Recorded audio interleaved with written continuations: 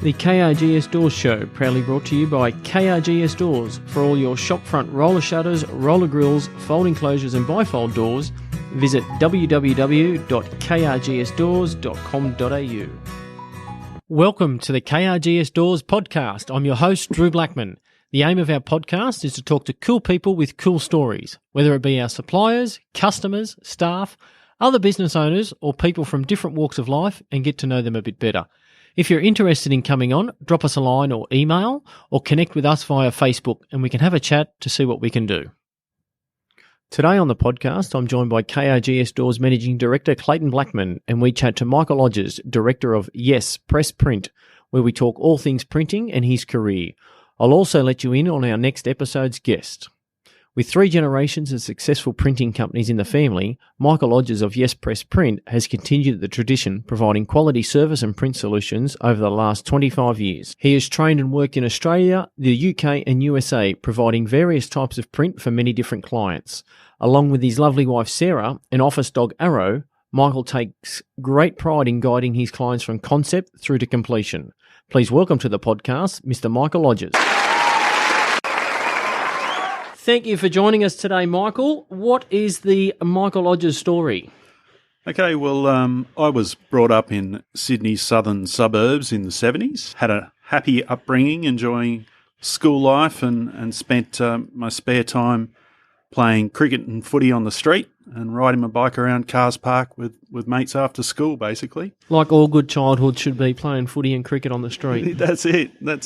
And yeah, look, I'd always had an interest in music and sport, doing little athletics and representing my school and district and the zone on one occasion in high jump. And yeah, played a little bit of rugby league, taking out a premiership with Blakehurst Public School in 1981, I believe. Was it that long ago? Yes. Wow. I will just clarify for our listeners, Michael and Clayton went to primary school together at Blakehurst Public School. We actually went to preschool together. So we've known each other for 44 years at the moment. Yeah, 44 years. That's how long our friendship goes back. Can you believe that?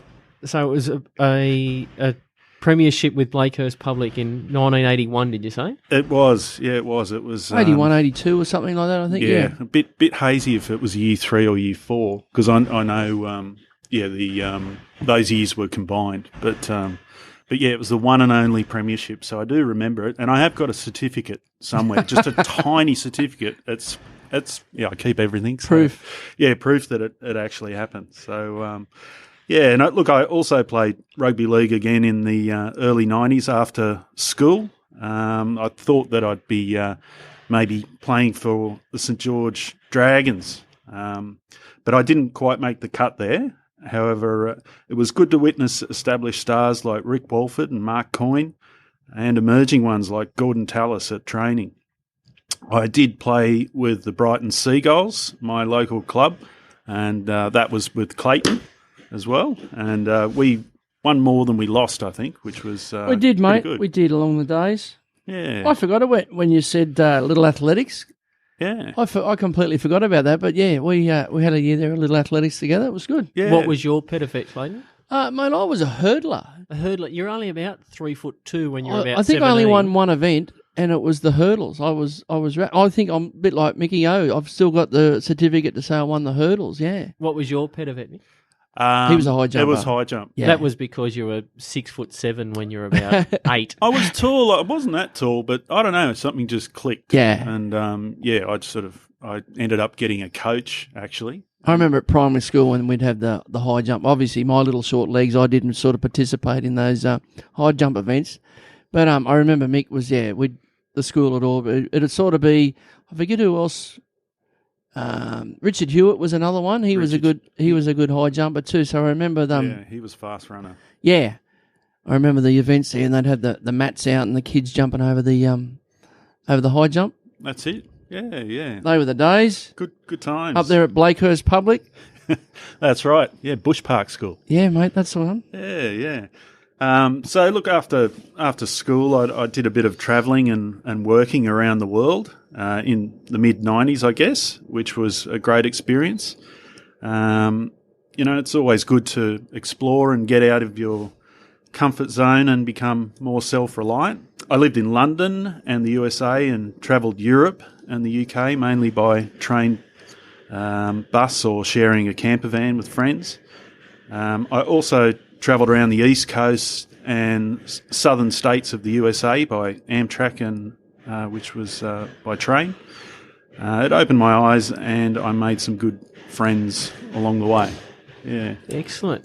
Now, fast forward, mate.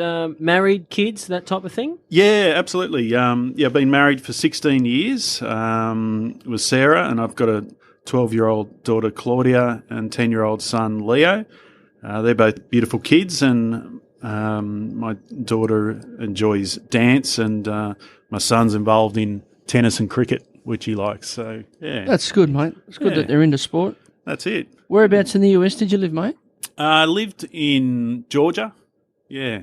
Down in the deep south? Down the deep south, and and just did a lot of travelling around. Got an Amtrak rail pass, as I said before, and just travelled the whole East Coast. And, and it was a real. You were just on your own? Yeah, just on my own. So I'd just get off and just explore, meet people at backpackers, and sometimes those people had come with me. Or how long did you do that for, mate? Did it for about probably 2 months, I think. Yeah, and then I ended up down in Miami, where my cousin was Miami, staying Florida. at the time. And enjoyed Miami. Did you get along to Memphis? I did. Yeah, I did go to Memphis. Fantastic place. No, brilliant. It's good.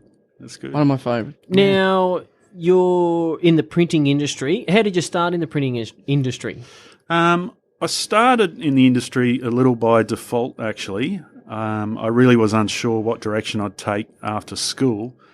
However, my father was a printer, and his father was as well. So 3 generations of printer. 3 generations. So, yeah, Dad put it to me that the industry had served him well, and his dad, so maybe I should give it a try. Yeah. They certainly would have seen some changes over their time from starting and then to you starting. Would have certainly been different times. Yeah, absolutely. Yeah, things have changed a lot, even since I've started, I suppose. I guess I had an interest in art and screen printing, so that's why I was interested in it, and I got an apprenticeship at a place called Blake and Hargraves in Marrickville, and that wasn't anything to do with my dad's business. He had another business in Marrickville, but I worked in the pre-press area, which is sort of preparing the artwork ready for print, basically. How long does the apprenticeship go, mate, for an apprentice printer? It's 4 years, 3 at tech, and then a year on the job. Yeah. So, so it was a good experience. Back then at this particular job, every second Friday we had to start work at 2:00 in the morning, and we'd clean all the equipment there. As an apprentice, or first year apprentice, I had to do all the dirty work.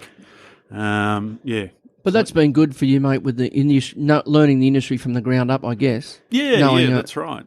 That's right. It's like me with roller grills and shutters. Like my first role in grills and shutters was sweeping the factory floor. Yeah. So you learn it. You're sweeping the floor. You're learning how to manufacture the product, install the product, service the product, and then sell the product. That's right. So it's good grounding. So I'm guessing the same in the way of printing. You know it from the ground up in the way the machines run and so forth, and what the machines can do and can't do, and then you end up going into sales. Yeah, that's right. And I think, as an 18-year-old, having sacrifices, I couldn't go out on a Thursday night because I'd have to be in bed early. What time would you say? 2:00 in the morning start? What time would you finish? It still would be the same time. Yeah, we'd still finish, I think it was 5 3 or o'clock, 3:30. Okay. Yeah, it was long day, mate. Long day, but that's how it was, I suppose. So what you got to do? That's it. You own your own printing company, Yes Press Print. Yep. So tell us a bit about that. What's your role, the type of business, how'd you start it, things in that sense? Okay, well, I started Yes Press about 5 years ago, and I'm the director. Obviously, do sales as well. I've worked in printing for a little over 30 years now, and I've had experiences working all around the world, from security printing in Atlanta, Georgia, to T-shirt printing in London, and just through various print shops, factories, typesetters and film houses throughout Sydney. So I've gained so much experience from all the different print mediums, the locations, mentors and co-workers, that I felt it was the right time to start Yes Press. And look, basically, Yes Press is a print management business. We organise printing on almost any type of material to build a business's brand. So, the reason I started was so I could be versatile to my customers' need, and we basically do it all. You do everything? Yeah, from packaging, signage, promotional and apparel, just to enhance brands and make it a one-stop shop. And you do everything start to finish. So from the customer's idea in their head, then you get that on paper and design it, get the proof, get the sign off, and then print it? Yeah, that's right. That's right. We can do that. We do have a designer, and we work that way. But if people have their own designers, or if designers come to us, we use that, do it that way as well. From concept to finished product, mate. Yeah, that's right. Yeah.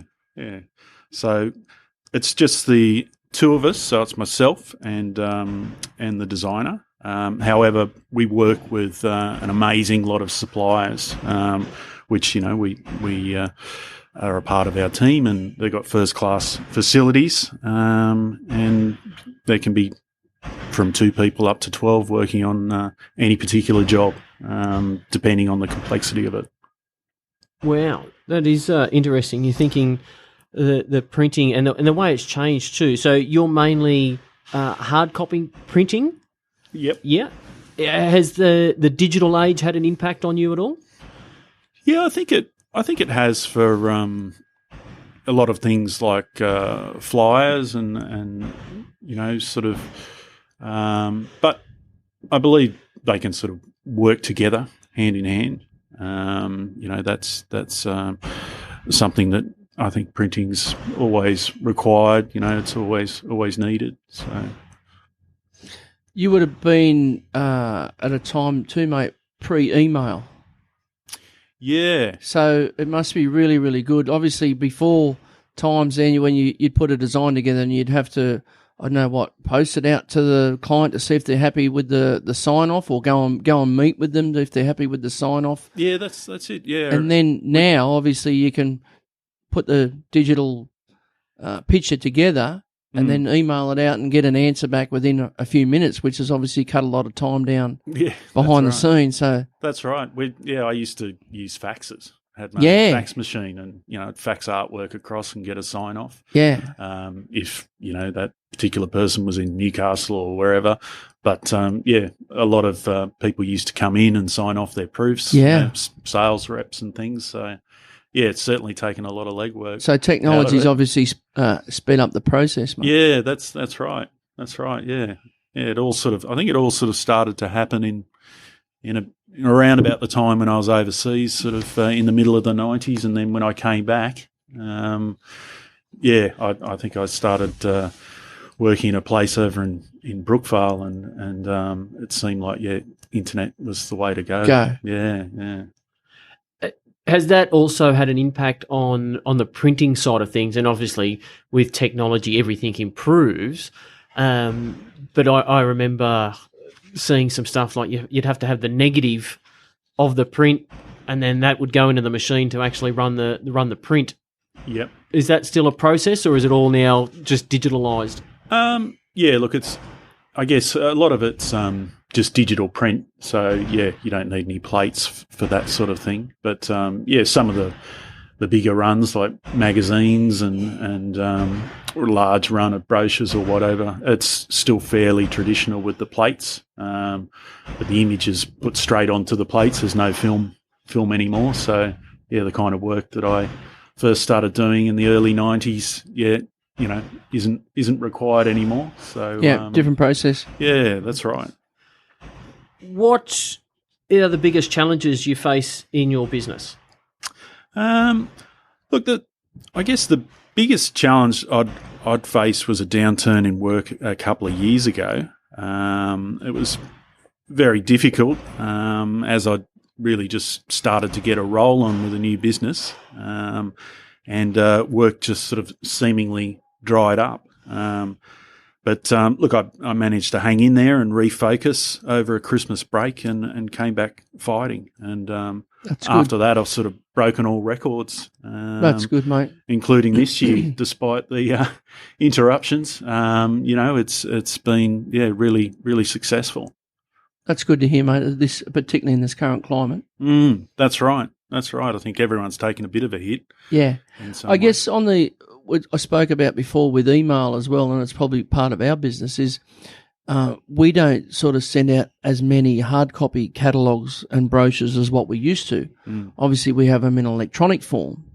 So I really didn't think about on the printing side of things where, we don't it's cut down on our printing. Yep. Because it's all now with obviously internet and being able to email our catalogues out and that type of thing. We email our brochures and catalogues out with every quotation. So our hard copy of brochures is obviously nowhere near as what it used to be either. So it's probably hurt your printing side of things, to be honest. Yeah. Look, I guess businesses just need to make that decision, and they look at what kind of return on investment they're getting back from it. I still, I don't print a lot of catalogues, but the ones that I print where there's like 1,000 items on each page and that sort of stuff, you simply can't email that. No one can read through the detail, but it's and some people are still old school too, mate. They still like to actually touch and feel and read something. You know what I mean? Like that's along right. those lines. I'm like that too. Like I'd rather have something that I can rather than paper man. Oh, absolutely, rather than electronic. Yeah, that's right. Well, I even know with a book, I'd rather pick up a book than read it on a Kindle or an electronic device. It's turn the page as hard copy. But as you said, there's certainly still a need there for printing because my letterbox still gets the Audi catalogue and still gets the local real estate agents who, hey, this is the house of the week and things like that. So there's still a definite need and there must be a return there because it's still being used. Absolutely. Yeah. Supermarkets, definitely need them. And real estate for sure. You do much with real estate agents, mate? I do. I do. Yeah. Locally?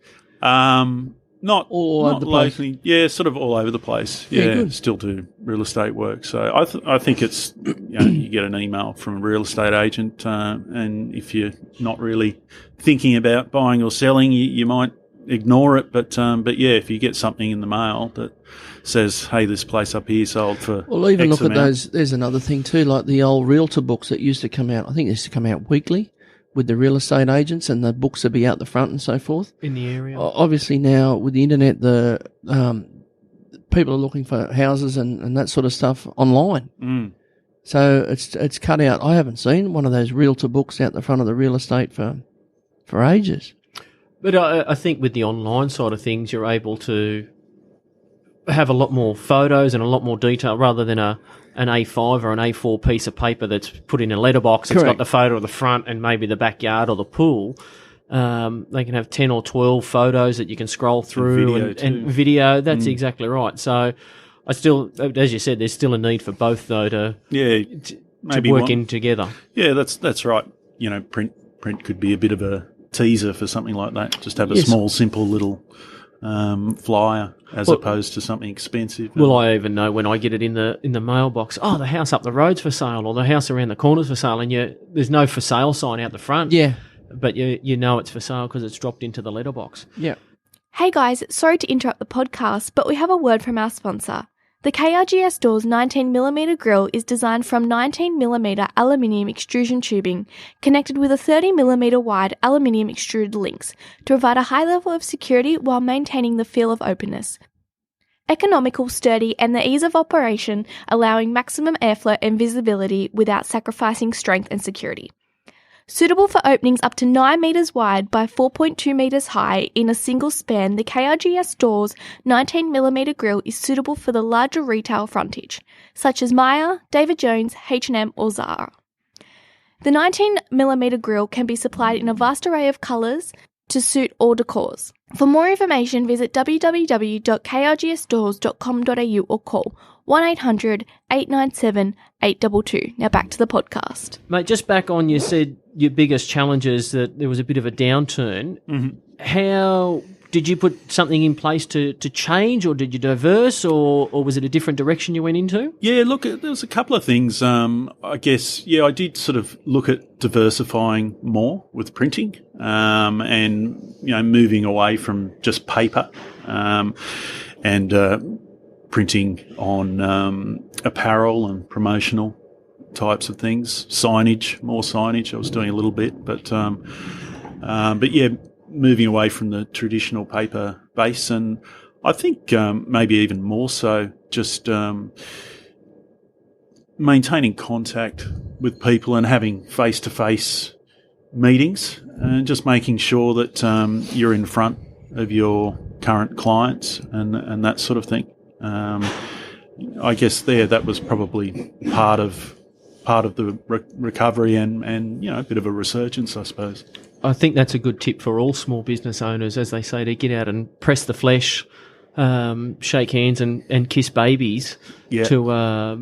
and not necessarily sell, but just be there to hey, I'm here if you need anything. Service the client. That's right. And they may not need it this week, but it might be in 2 months' time that they need something, and you're the latest memory that they've got in the printing industry. Yeah, that's right. That's right. Yeah.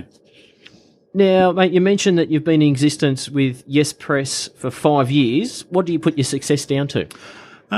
Look, I think it's down to myself and my team and our valued customers and suppliers, really. And it's also through being determined to chase down opportunities and be flexible and available for my clients' needs all the time. We're currently undergoing a redesign of our website to reflect our more recent work. So, you can have a look at yespressprint.com.au. And we'll put that in the show notes as well. It's got Good some plug. Good plug. Good plug. Thought I'd get that in. It's got some quality content in there, and it shows some of the beautiful printing that we've produced. I guess it's something you've got to update all the time, mate. Yeah, that's right. That's right. Different things. We're a bit similar. We put up current projects or blogs and so forth of current projects. So it's always updating of different things that we've got on the go. That's right. No, it's important. Yeah. With that, you mentioned the ever-changing in the printing industry, and we have seen your work, and it is of high quality. But even little things like now you can get business cards that are gold foil and different arrangements like that rather than just the old cardboard, black and white, one-sided. How do you keep up with those type of trends? I do love business cards, actually. I guess a quality business card, gold foiled or embossed or something like that is pretty hard to beat. So look, I guess I'm always keeping an eye out on what people are doing, I've got a massive selection of choices. There's some on the website as well that are definitely of interest. People can get along and have a look at the website and see what products you can come up with, mate. That's it. Different designs. Yeah, and I guess also the thing is with the way that we operate is that we're really niche printers, so we design it for that particular business. It's not just some stock standard. It's not a stock standard, something that'll just roll out. It's personalised, it's meaningful, and it represents your brand. And that's that personal touch that businesses are looking for. Yeah. And that's also key with that brand recognition or brand value of having it across all platforms as well. So your website matches your business cards, matches your brochure and everything like that. So it making sure that it's all consistent across the line. That's right, yeah, and your jumper too. Yes, exactly right, the whole lot, top to bottom. Mate, you are only a young guy. What was it like taking the leap to start your own company 5 years ago? I didn't think I'd take the leap to starting my own business. However, I felt held back by being an employee instead of chasing other opportunities within the print game that made me want to run my own company. It was pretty scary starting off as I didn't have a client base, making it very difficult and challenging. However, once I was a year or two in, I started to see some real success, particularly in magazine printing in rural areas. What sort of magazines were they, mate? They were like, I guess, regional guides, like the sort of guides that you'd pick up from different towns and so forth that you see. Information centres, yeah. So, so I had some good support from some councils and designers in the country that really, made me kick on. And and you're still doing some of those now? Yeah. Look, I'm still doing them from time to time. The recent one was for Bathurst Council. But the original one was for Gunnedah, which was just this beautiful publication and nicely put together. And I guess the thing is when you get to work with good designers, even outside of Yes Press, it's great for your portfolio, and you can put it up on your website and on your socials, for sure. Share the samples with other people. That's good. Yeah. Now, just going to take that leap, was the big key with family support? Because I understand your wife is also in the design side of things. So did she help get that off the ground? Absolutely, yeah. She's the designer, and she also does her own freelance design work. She does a lot of cookbooks and lifestyle books for some of the big publishing companies in Australia. And I think she's done Margaret Fulton and Luke Newen and lots of some big names. Poe from MasterChef. Yes. Yeah. So she's fantastic to have for doing Yes Press work as well. Is great. Very supportive. So that through that process, she was helping you out and to do some of the designing as well. That's right. Yeah, when it was needed. Otherwise, I'd just work directly with designers that I'd been in contact with. Who do you seek advice from for your business? I seek advice from my dad. He's now a retired printer and business owner, and he's got a wealth of experience. He taught me to fight when things are tough and to always remain focused and open to new ideas. And I also seek advice from my wife, who knows me more than anyone. Her dad was a business owner across many areas, from being a butcher to a real estate agent to being an investor in recycling. And she knows how to tough things out. Some because of cross references of small business there that you don't. So butcher to real estate. That's Oh yeah, absolutely. It's all selling. They don't sort of normally go hand in hand, do they? Some of them country towns, the butcher and the real estate are the same bloke. Well, I'll tell you a funny story. Down at a little place down in my place called Bundanoon, the butcher in the main street is actually the real estate agent as well. Oh wow! So there you go. So you can buy your snags and get your snags and your property at the same time. Excellent. Yeah, diversifying. Yes. Yeah, I think maybe that's needed more and more these days. It certainly is in different climate. Yeah, that's it.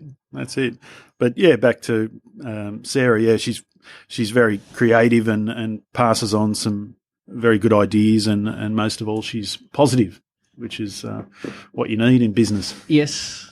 Did you get the opportunity to work with your dad at all in the printing industry? Not directly. I worked in my first job. They actually went belly up about 12 months after I joined them as a young apprentice. And I told my dad how basically guys and girls, tradespeople, were just sitting there playing cards all day for about a month. And he was just like, what's going on? Got to get you out of there. You can come and work for a business that he set up. I didn't work directly with him, but as a kid, I used to go into his printing factory and sweep the floors and do all that sort of stuff. So I guess he was always a presence in business.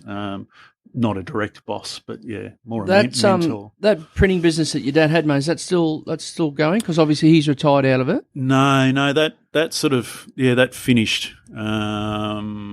Early 90s. Okay. So he sold it and retired, and at a fairly young age, which was great. Good on him. And you got two older brothers and an older sister. They weren't in the printing industry either. My sister worked in the printing industry for a short while, but she's a lawyer now, and I've got another brother who's a carpenter, builder, and he's up in Queensland. He was never in it, but my other brother Malcolm, he's in the printing industry. He's still in it. Still now. in it now. Yeah. You do work with each other, or? No, he's similar to me, where he's like a print manager. Yeah, print manager. Yeah, so he's based in Sydney too, mate. He's based in Sydney. Yeah. Yeah, good. Yeah. I haven't seen Malcolm. I haven't seen any of your brothers or sisters for ages. We're all sort of spread out across the place. Yeah. Have your children shown an interest in printing or design for them to look into that industry? Not really, I guess. Probably a little bit early. Yeah, a bit early. My daughter wants to be a doctor. My son, not too sure what he wants. He wants to be a tennis star. He's only 10, probably tennis star. So Don't hold him back. Don't hold him back. If he's looking for a manager, I'm only 7%, righto? Okay. All right.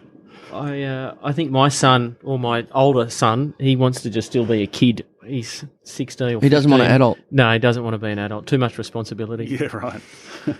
But away from work, how do you relax? Look, I like to do some gardening at home, working on the veggie patches. It's it's always good to earn that beer at the end of the day. I like bike riding and going to Dragons games with my son as well, or I did last year. When we can. When we're allowed to. That's right. And watching my daughter dance, she's a ballet dancer, is a lovely thing to do, and also eat her baked goods is good as well. She's quite an incredible baker. She likes cooking? Likes cooking, yeah. No one can come in the kitchen. She's in there on the weekends, and it's a bit of a treat. So Sarah, your wife, may be doing a design for a cookbook for her in the near future. Yeah. You're probably right. There's a thought, eh? Yes. That's it. That's a whole different podcast, that's one. That's right. Yeah, that's it. Excellent. Yeah. So, and just sort of cooking and having friends over on the weekend, relaxing. It's always a nice way to unwind. That sounds great. Now, to finish our podcast, mate, we ask our fast 5 questions, which are rapid fire, just to get to know you a little bit better. Okay. What would be your last meal? It would be pork belly followed by chocolate mousse. I'd make a mean pork belly, and my daughter makes the best chocolate mousse you'll taste. Dark chocolate. Amazing. So it's a 2-courser. 2-courser? Yeah, that'll do. Yeah. Maybe cheese and bickies first of all. Okay. That'll do it. Excellent. Your drink of choice? Would probably be a good Chardonnay, I reckon. I actually studied wine a few years ago. One of our earlier podcasts, he was studying wine. There was some sort of a course, and he was from England, a course from England. A Bachelor of Wine, wow. tasting and so forth. So. Okay, all right. Well, mine was just probably not quite as high up as that, but I went to ride TAFE and did a course for, I don't know, 6 months or something, maybe 10 years ago. And to study wine? Study wine. Yeah? Yeah, and was great. To do that, where was that going to take you? What were you going to do? I was just sort of, because it was something I loved, and I loved sales as well, I was just sort of thinking maybe I could, sell wine, but I just, I could see you in one of those boutique wine shops down at Marrickville. Oh, yeah? Down there, or down Newtown somewhere. Yep. I could see you, that'd be right up your alley, I reckon, selling those different types of wines. Yeah, I could probably still do it. Yep. Yeah. That's you. Yeah. Wine connoisseur. That's it. So you got to taste much, mate, or? Yeah. Yeah, we tasted a lot, but I mean, had to drive from Ryde back Yeah. to, the southern suburbs in Sydney on a Tuesday night or whatever. I mean, you kind of didn't swallow too much, unfortunately. So you prefer whites or reds or? Probably whites mainly, but I do like both. Have you got a favourite? Well, Chardonnay. No I think. particular brand? No particular brand, yeah. No. Yeah, I mean, the expensive ones are generally good, but then generally not twice as good as the cheaper ones. But no, something that's half decent. Do you get a chance to visit many wineries or at all? Or Not these days. No? No, I used to. Yeah. Yeah, I used to go out to Mudgee and Hunter Valley and Orange and New Zealand. And Yeah. We're pretty lucky, mate, in New South Wales. We've got some fantastic wine spots, you know what I mean? Whether it's That's north, south, east, west, whatever. It's even not far from here. exactly. Yeah, they're all over the place. Excellent. Yeah. What is your favourite TV channel? Oh, look, it's probably Channel 10 because of MasterChef. I mean, I don't really watch much TV although I watched the Dragons tonight. But, I don't really watch too much TV, I suppose. I'm like most people watching streaming shows like Peaky Blinders and Stranger Things. Netflix. Yeah. On demand as you require it. Yeah, that's right. Yeah, it seems Becoming to be the way of life, mate. way of the future, yeah. That's it. With everything and radio even now, I don't think has the biggest presence as it used to with podcasts. And I know when we jump in the car, it's a podcast, whether it be sport or business or whatnot, rather than listening to the radio. And the KRGS Doors Podcast, number one, obviously, right up there. It's Australia's number one podcast in the roller shutters industry. Correct. That's so I've heard. That's why I felt honoured coming in. Absolutely. If you were famous, what would it be for? Well, look, that's a tough one. I've tried playing music in a band and at rugby league. I guess gaining notoriety within the printing and design industry for keeping independent, well-designed magazines and publications still popular would be good. There's nothing like that look and feel of a quality magazine, and they're the most effective way to advertise because of them being directed to a targeted audience. And look, just for flying the flag for printing in general, really. Half of Australians prefer to receive print marketing materials over digital. It's more trusted, and many subscriptions are still strong. They're easier to read. We also have more memory retention with print, and supermarkets, as we spoke about before, they remain having good success through their catalogues. And look, I think people prefer tangible print material, and digital material can often be ignored. I guess it's a broad base with printing and print marketing, and it can potentially last forever. Not all consumers as well are reachable on the internet. So I think, if you think of printing, think of Yes Press. Absolutely. We'll certainly. I thoroughly recommend it. Just on, you mentioned playing music. What was the band name and what type of music did you play? The band was called Sneaker, and it was a band that I started in about 1994, and we were kind of grunge, I suppose you could put it. Nirvana. Noisy, yeah, probably certainly not as polished as Nirvana, but yeah, we played a few gigs, and then I decided to travel the world, and I think I started the band up again in 97, played a couple more gigs, but I think that's that didn't work out for whatever reason. What musical instrument, mate, did you play? I play guitar. Yeah? Yeah, I play guitar. So were you weren't the front man? I was out front. I used to sing a little bit, but we mainly, our drummer actually mainly sang. But yeah, we didn't really have a front man. We just all played instruments. How many was in the band, mate? There was 4 of us. Yeah? Yeah, all from the southern suburbs. Yeah? And I think the music still stands up. I think you can hear it. It's not on Bandcamp. I'm trying to think what it's on. There's a couple of tracks out there. You can pick them up at all good record stores? Just some of the bad ones. Yeah, you'd be lucky. You could hear a few tracks on SoundCloud, actually. Yeah? If anyone's interested. Sneaker. There you go. There you go. We might get a revival, and then you've got to come back, like a return show. One night only, Sneaker. On the steps of the Opera House or something like that. That would be, quite a comeback. You heard it here first, folks. Yeah.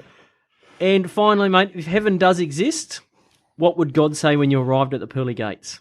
Oh, I think he'd just say, welcome, Michael. You've been a very lucky man. Good way to finish. Short and sweet. Mate, that wraps up our podcast. Where can people find you for all their printing requirements?